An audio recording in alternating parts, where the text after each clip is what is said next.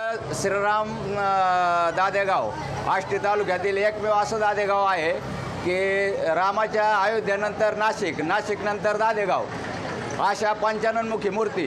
आणि या गावाचं असं वैशिष्ट्य आहे की पाडव्यानंतर जी यात्रा चालू होती तर पूर्ण कावडीचं वगैरे मिरवणूक ही शेवटला होती. आणि गावामध्ये रोज पालखीची मिरवणूक, रामाच्या पादुकाची मिरवणूक, राम अभिषेक आणि उत्सव, रामकथा याच्यामध्ये उत्साहामध्ये सर्व तालुक्यातील आजूबाजूचे खेडेपाडे सगळे समाविष्ट केले जातात. आणि कावडीच्या मिरवणुकीच्या दिवशीमध्ये छबिना वगैरे निघतो.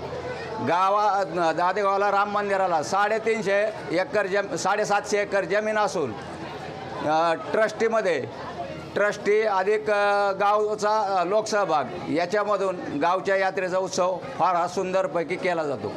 आल्या दिवसापासून ते 10 दिवसामध्ये पहिल्या दिवसापासून 5000 लोक रोज कथेला आणि मिरवणुकीमध्ये जेवणाच्या कार्यक्रमात आणि शेवटच्या यात्रेच्या पिरियडमध्ये सरासरी भाविक 25,000च्या पुढं भाविक हे रामनवमीच्या उत्सवात साजरे 6 वाजता पालखीची मिरवणूक केली जाते आणि 10:30च्या नंतर पुढं पालखीची मिरवणूक आपली कावड यात्रा वगैरे करून त्याची चालते. नंतर फटाक्याची रोषणाईबाजी होते गावामध्ये आणि सकाळ पहाटे 5ला अभिषेक वगैरे पूजा सकाळी रामनवमीच्या दिवशी होते. आज श्रीराम जन्मोत्सवानिमित्त हजारोच्या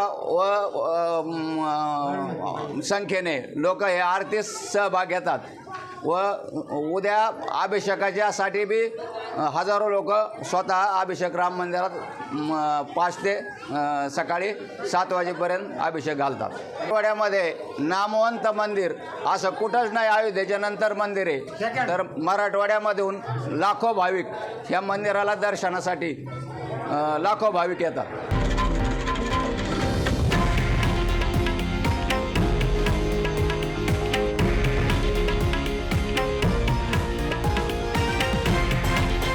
हे आहे देशातील नंबर 1 न्यूज नेटवर्क आणि आपण पाहत आहात TV9 मराठी, एकमेव.